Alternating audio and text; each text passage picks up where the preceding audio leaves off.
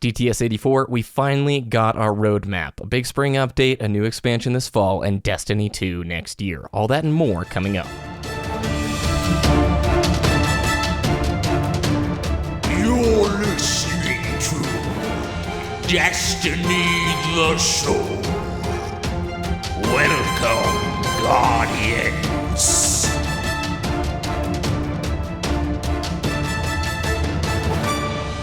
What up, everybody? It's BBKDRAGOON. Boy, do we have a full show. Ditty, my awesome co-host, is here. How was your week? Very good, and you may now call me Nostraditty. Nostraditty, because your predictions are almighty. Yeah, we'll talk about that in a little bit. But my week was good. What did I do? Crimson Doubles, yeah, of course. I got some clips recorded. I got about 8 or 9 Crimson Doubles gameplays I'm going to be uploading because I'm of the mindset, yeah, let's just upload raw gameplay. I'll do some commentary, maybe just talk about random crap, but I like to showcase all of my games, even if I've gone like I think 4 and 10 in one of them, so expect to see that on the YouTube sphere. Did you get a ghost shell? I did get a ghost shell. I got the sugary ghost shell, like my 4th game. It was like 264 light or defense or whatever, and it's because all of my games I'm using a year 1 No Land Beyond, so it drops my light level significantly. And I was wearing the Traveler mask when I got it. Yeah, so, I saw in the videos. So I was at like 250 light when that dropped, so expected. But I did get one, but I got the 7 games under my belt, so I am getting a 320 Ghost. Yeah, so if you guys didn't know, play 7 games of Crimson Doubles before that playlist leaves, and you are guaranteed a 320 Ghost once the event concludes. Pretty cool deal that Bungie put together. Sure enough, the subreddit found a reason to get salty about it, saying, this is the first guaranteed 320 Ghost, and they're forcing us to PvP to get it. Way to go, Bungie. Way to go, subreddit. You guys never cease to amaze me. Wants better rewards, gets better rewards. Angry about better rewards. It doesn't follow suit. I played a bunch of Halo 5 this week. I played minimal amounts of doubles, and we're going to talk about that when we hop into the news. Really enjoying the sun. It's starting to come out more, which is something I like more and more. The older I get, the less I'm enjoying cold weather. So bring on spring and bring on summer. Are you guys out of the 30s yet? We were in mid-50s, so it was pretty rad. Oh, Other than that, though, man, nothing going on here. So why don't we talk about all things Destiny? So much news this week.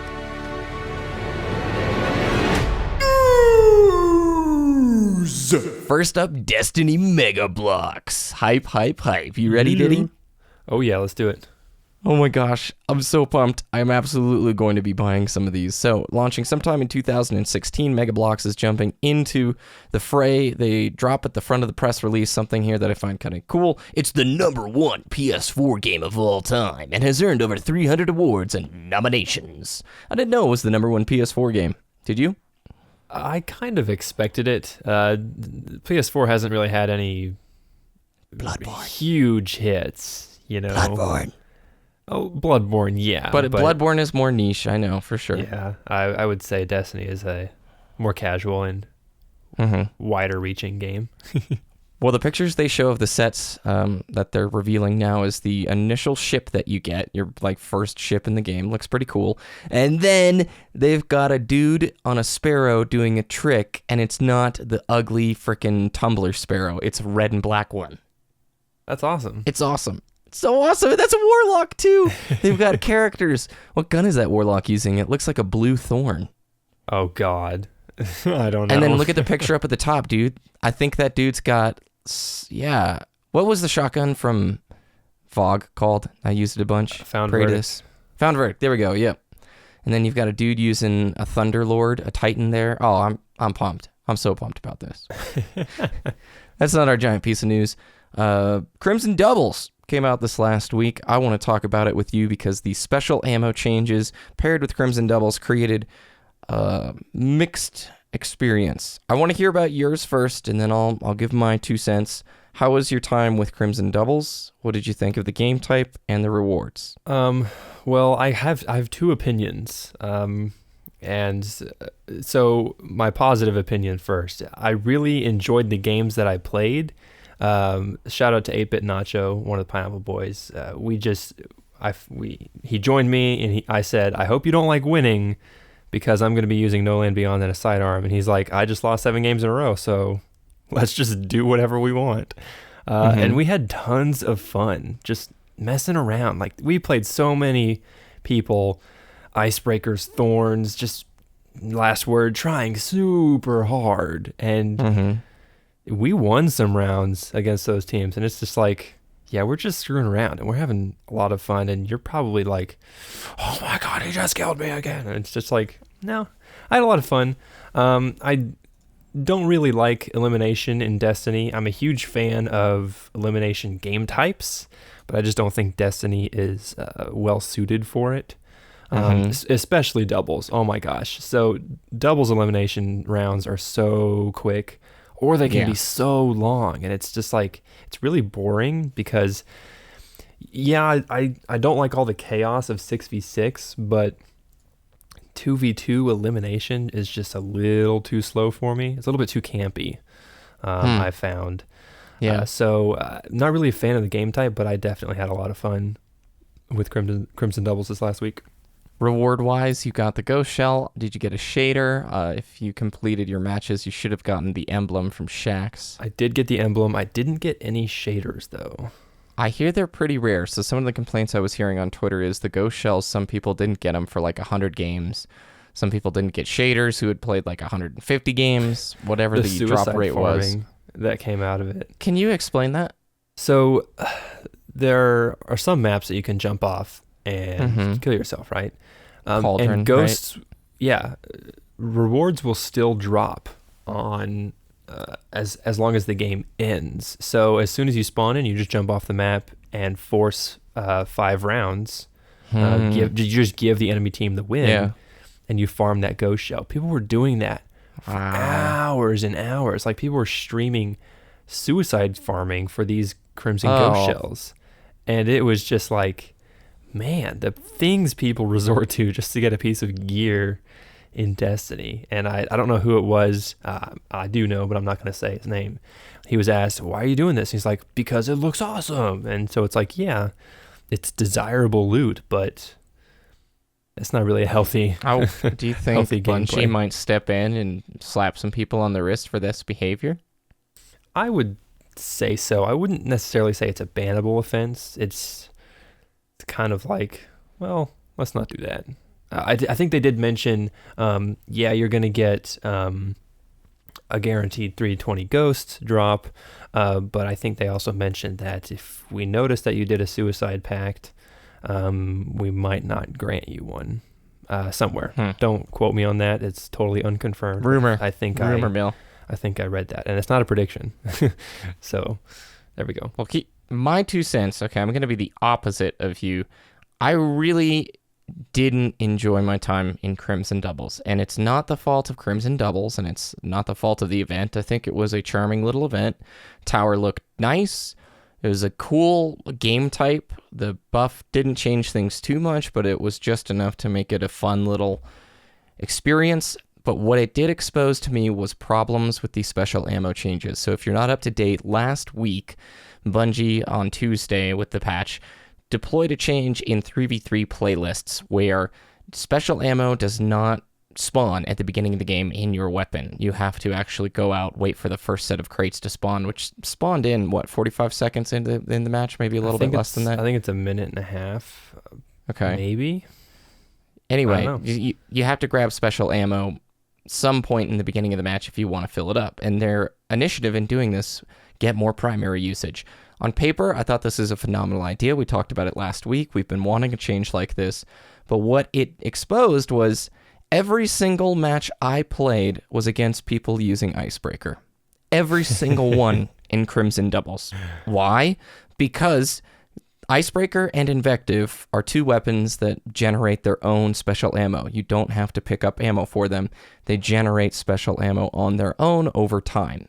And the thing is, if you have a sniper rifle at the beginning of a match, and you know No the Land Beyond. opponents do not, well, No Land Beyond's a little bit different because of the scope situation, but we can talk about that in a minute. If you're a half-decent sniper, and on some of these maps, you have a very easy first-round victory. Very easy first-round victory. And it's frustrating to me because Icebreaker completely circumvents one of the game's mechanics.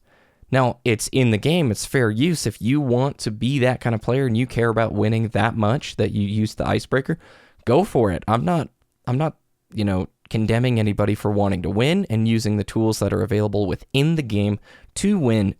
But Bungie, please take a look at the Icebreaker and Invective.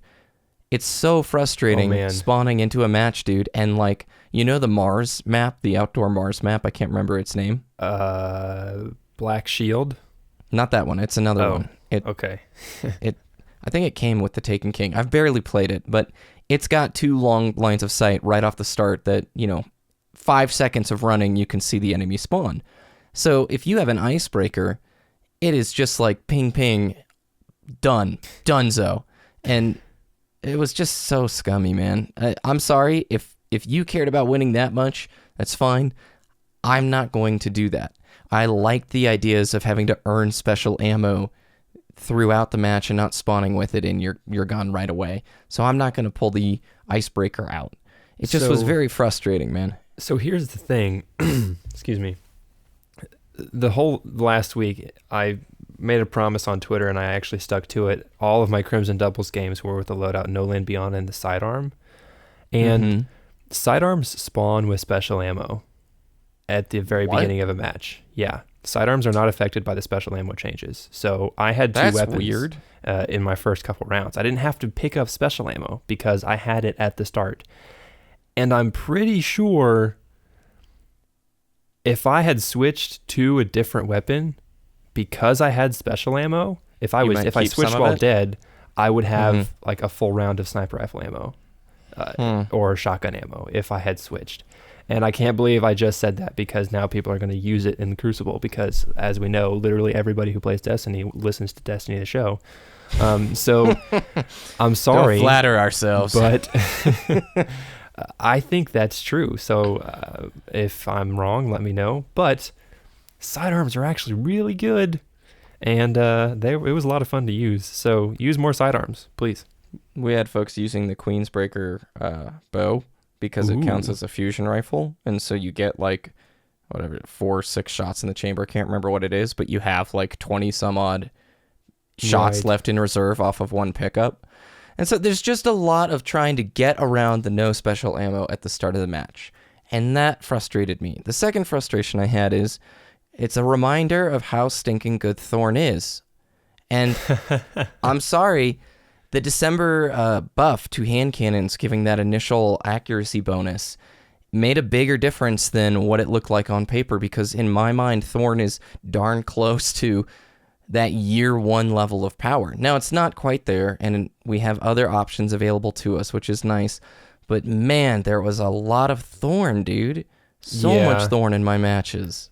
I think at this point, the only nerf they need to do to Thorn right now is lower the rate of fire. If it didn't fire so quick, it wouldn't be so frustrating. But the fact that it can shoot those 3 shots needed to kill you so quick, it's a little overwhelming at some time. So, I did encounter, I think, one team, both of them were using Thorn, and man, if they hit, if both of them hit me, 2-3 times, I was literally dead because that's all it takes. And it was frustrating.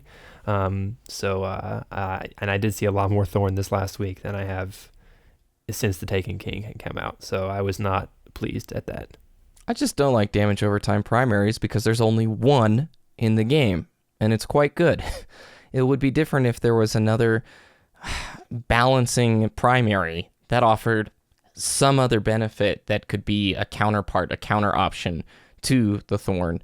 Anyway, I'm not going to go down that bridge because we could talk about it for too long. My main thing I want to hammer is the special ammo changes are good on paper, but you have things that allow you to circumvent it, like the Icebreaker, the Queensbreaker bow, maybe doing that method you were talking about where you equip your sidearm and then in the death screen switch to a different weapon. No, don't do that. Just use the sidearm. It's amazing. Sidearms are overpowered, guys. Take my word for it. They're very fun. Very fun if you're in the right situations. My other frustration with Crimson Doubles, skill-based matchmaking instead of the connection-based matchmaking. Now, this is obviously not confirmed, but the rumor was going around Twitter with many of the big-time YouTube-y, Twitch streamy people for Destiny that Crimson Doubles was skill-based matchmaking. The guy I play with, I'm really good friends with Sassy. He's a great Australian player, but he's one of those like top 1-2% PvP players. So when we'd queue up, we would search 6-7 minutes for a match, and then we'd load in and it'd be against people who have like 110 plus days of Destiny played or in that like top 2% PvP bracket on Destiny Tracker. Yeah. And then we'd go back and search for another match and we'd wait another 5 minutes and we'd play the same people. You know, out of 7 games, I think I played 3 teams in total. So we played multiple people over and over again. And I don't know. I just think it's a little bit weird because back in the weekly update this week at Bungie from last week, and I quote here, Crimson Doubles and Clash are also on our short list of playlists to update with better algorithms to sort you with a good clean fight. We'll update you when we update the Crucible. And this comes right after they told us that yesterday we brought Rumble and Control up to speed. They're basically saying there that Rumble, Control, and Skirmish were put onto the same matchmaking that Rift was, and that was the connection-based, prioritized matchmaking system. So here we are. Crimson Doubles definitely did not feel like it was on the connection-based matchmaking, which I think for me would have made the event just a little bit more casual, because I'm telling you what, if I would have taken a Valentine who wasn't a PvP regular, it would have been even more rough, you know? You just got to use the No Land Beyond. I'm telling you, it's the secret. Think, like, just to wrap it up, I don't actually have issue with the Crimson Doubles event. I think it's pretty cool. My issue stems mainly from the balance in PvP, you know? Yeah, and I'm glad you said that because it reminded me of something I wanted to talk about. I think it's important to realize the whole year one of Destiny, the community, I don't know, I wouldn't say everybody in the community, but a lot of people in the community were like, we need more holiday events. And now we've had Festival of the Lost, which was the Christmas, New Year's holiday event. Mm-hmm. And now we've had Crimson Doubles or Crimson Days, whatever they call it, as the Valentine's event. And they're adding these holidays events, and it's being overshadowed by the fact that there's not really any new content being added on top of it. I think Zero Zebra on Twitter mentioned this point specifically. He said, yeah, they're adding these holidays event, but there's no new content to keep us busy in the meantime. Like, yeah, these holiday events are really nice, but it would have been nicer if we had, you know, like a new raid in January or something to keep us tied over until the next holiday event. Yeah. So the next holiday is St. Patrick's Day. I don't know if they're going to do an event there. Maybe if there's a March update in April or May, I think that's when we would expect to see the next larger piece of content added. Well, I think that's a good time to hop into the topic to talk about the spring update, the fall expansion, and Destiny 2 in 2017. Salvaged relic data is now decrypted. Not of consequence. Evening, Guardian. Earn your honor, Guardian. Titan survey data requested by Vanguard. Okay. So this last Thursday was the Activision Blizzard financial earnings call, where basically it's the talk to our investors, talk to the general business community, talk about our earnings, talk about all sorts of stuff, what's down the pipeline. So it's an earnings call, basically. I think Activision is a publicly traded company, and I believe our lack of Destiny info is directly tied to this. I think there's a gag order over most of Activision's IPs, and they have to announce things based upon quarterly earning reports and basically not sway market sentiment to where there would be fear of inside trading. Long story short, at that earnings call, we found out that we will be getting a big spring update for Destiny, and then we're going to be getting a large expansion later this year and a full Destiny sequel in 2017. So, Ditty, Why is your name Nostradamus, Ditty Damus, Ditty Sauce Moss? So back in January, I think 3 or 4 weeks ago, I said out on Twitter, I said I would be okay with a large expansion like the Taken King this fall if that means Destiny would be pushed back to 2017, if that means it would make Destiny 2 better. And that's exactly what they're doing. They're turning out another Taken King this fall, whether it's September, November, whenever. And then they're pushing Destiny 2, the actual true sequel to Destiny, to 2017. Now, we don't know if that's early 2017 or if it's late 2017, but it is being pushed back at least another year. Guess we'll just have to wait for the Kotaku article to leak it all. Yeah, I Mega mean, Man, Kotaku's where you right at? again. They're right again. I mean, I can't complain anymore because Kotaku has been pretty stinking right with their sources. So, all right, let's talk about the spring update first. I'm going to quote here from the weekly update. Prior to the holiday break, we mentioned a second, larger update slated for spring. That content release will feature a significant light increase, a bunch of new gear to earn and equip, and new challenges for PvE players seeking some more fun experiences and replayability. So let's start with the spring update. Timeline projection, I believe April or May. May most likely, but is May getting close enough to summer that April is a safer bet? I think it would be last week of April, first week of May, something House along of those Wolves lines. was right around the beginning of May. Yeah, May 18th, exactly. I think. Yeah, so House of Wolves was considered a spring release. It wasn't summer, I'm pretty sure. Or at least it was, and then it got pushed to May, whatever. So I would expect April, May is a good safe bet for this particular large Destiny update. Significant light level increase. I am going to throw my hat into the 350 being our new max. That's what I think. Your thoughts? Just throw back to year one, 365. Oh, That was the what was it called? Attack Ascended value. light level of all the gear. 365, I would say, because 320 is it now? Yeah, I've never seen 320. anything above 304. So, yeah, that ghost, Yeah. bro. You're gonna get that ghost and be like, oh yeah. New gear to earn and equip. That's to be expected. Here's the key sentence here that I want to bring out. And new challenges for PvE players. When it says new challenges for PvE players, I am reading this. If I know my Deej wordplay, and I feel like Ditty and I have got a good grasp on that, as many of you, if you've read the weekly update over the last few years.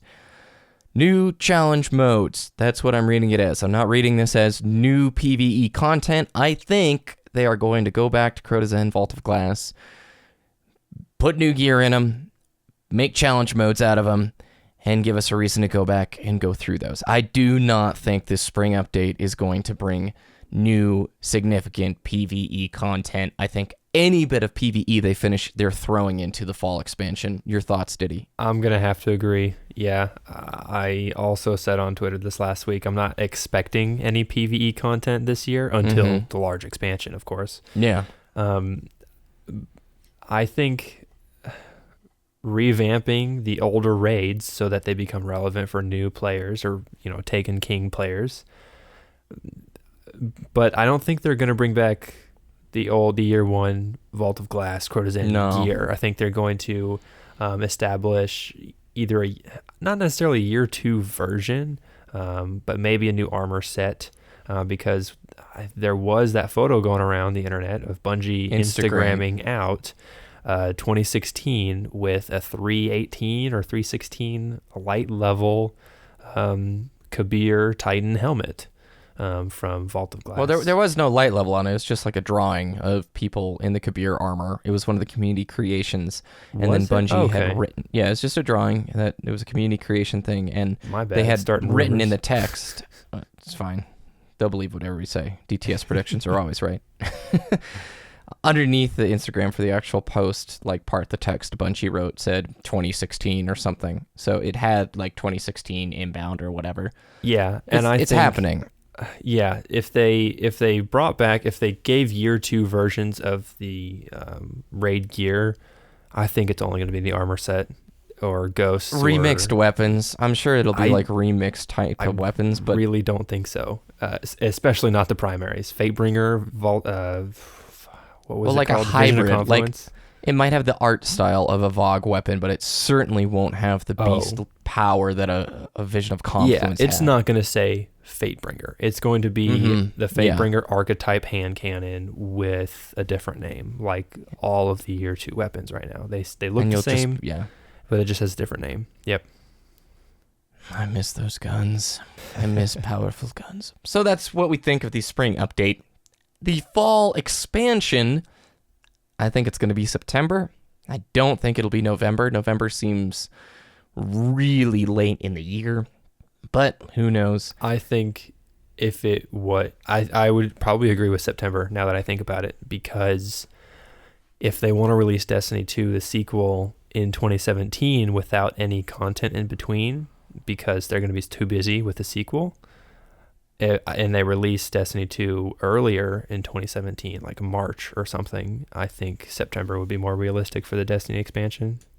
You want to know how you win E3 this year, which is in June? You show off this fall expansion, and then after that, you show a teaser, a slight just tease of Destiny 2 with some gameplay in there to get everybody hype. The only tease would be like Forge, you know? That's how we would know it would be Destiny 2, because I want to see the gameplay. I want to see what the engine's going to look like pushed forward, you know? It's going to go back to 2D style, actually. It's a turn-based shooter now, guys. An adventure role-playing game. I hope you like Final Fantasy, because that's what Destiny 2 is going to be. Totally. I would be all seriously, over it. that's how you win E3 if you do that, and then at PlayStation Experience in December, you actually show off more Destiny 2 stuff because... All right. What we think is going to be in the expansion this fall, well, I'm going to go off Kotaku because doggone it, they've been right thus far. And I should just believe Kotaku more than I believe Bungie at this point, I guess. Europa, which was the moon. They have cut content there. The Mars raid, which was slated to be in the original game. And Mercury. I think we're going to get our story elements of Osiris. If you've been to the lighthouse, you know that area has more to it. Like the first time we went to the lighthouse, we're like, they didn't just build this for trials. Yeah, it's like, way too why is empty this door cut for off? just to have a chest, yeah. Seriously, like what? It was way confusing. What would the word be? I can't remember. Whatever. Your thoughts, what it will be in this fall expansion? I think it's high time for a Cabal raid. Yeah, I would agree with that. We had Vault of Glass was Vex, Crota's End is Hive, Prison of Elders, not really, but it was Fallen, and now we have the Taken raid. So I think it'd be high time for a Cabal raid. Cabal fighting off the Vex on Europa or something, because there's that concept art of those gigantic machines buried in the sand. Obviously, that's going to tie into Mars or some type of Mars element. So hopefully that gets into the game, because that was really cool concept art. So I would say Cabal is next. And then our Destiny sequel in 2017. We've speculated about it. I think it'll be a spring release. I think a spring release makes sense, but I have no clue. So spring or summer, yeah. I would be really surprised if they looked back. Well, it really depends on how Destiny does this summer, to be honest, with content coming out consistently. I know we have the spring update coming, but between spring and the larger expansion in the fall, we don't know what's coming there. So if it's successful, if it's more successful than the last 3 months, which is pretty easy to do, let's be honest, I would say then year 3, that was hard to say, year 3 of Destiny, I think it would be okay if Destiny 2 launched into the fall, if we had really good live editions from the live team that Bungie wanted to do for year 2. We finally have a roadmap. This has been a very long stretch of Destiny. We've been doing DTS now for 84 weeks. This has been the longest stretch of time between basically PlayStation Experience and now, where there's been nothing, really been nothing. And I think the Destiny community is going to remember this dry period moving forward. I don't think it's something where like the hardcore players will ever forget, but at the same time, we finally have something to be excited about, things to talk about. They get to start the media train up again. And you gotta admit, it was nonstop from Destiny release into Dark Below, into House of Wolves, into Taken King. It was a nice just slew. Every other week we were getting some bitter piece of information. It's going to start again. Like, as we get closer to the spring update, there's going to be more stuff to talk about. When we get closer to E3, there's going to be more to see, more to talk about. I'm excited to finally have a roadmap. The fact that Destiny 2 is confirmed, an expansion this fall, from a content creator's standpoint, it makes the attitude so much better. Because for the last few weeks, months, I don't know, it's just not been the easiest climate to be outspoken about enjoying Destiny, which you and I both really enjoy the gameplay of Destiny, but the attitude of like the broader scene has been rather negative, wouldn't you say? Yeah, I would say so. I do have to thank the listeners of the show, because even though news has been dry, we're carrying great listenership, great viewership, and we're still growing and getting new people who are listening to the show on a weekly basis, and that's only possible because of you awesome folks. It's a lot of fun getting to do this. Closing thoughts, Ditty. I've had a ton of fun.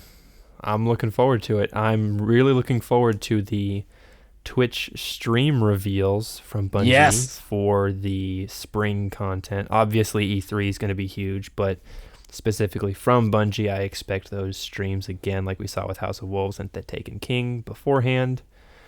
And once those happens, you better believe Destiny the Show is going to be doing some stream analysis and breakdowns live on twitch.tv/Destiny the Show.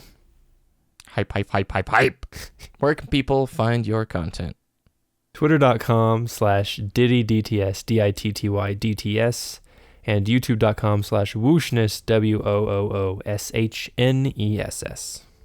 Remember to check out our friends over at DestinyTracker.com, the best place to track your stats in the Destiny universe. Go to our website, DestinyTheShow.com, for all the links from today and more. At Destiny the Show on Twitter, say hello. We'll usually say hello back. Twitch.tv/Destiny the Show. You can follow me at BBKDRAGOON or on YouTube with the same name. Thanks, guys, for listening. Have an excellent week and enjoy the last bits of Crimson Doubles. We'll talk with you next time.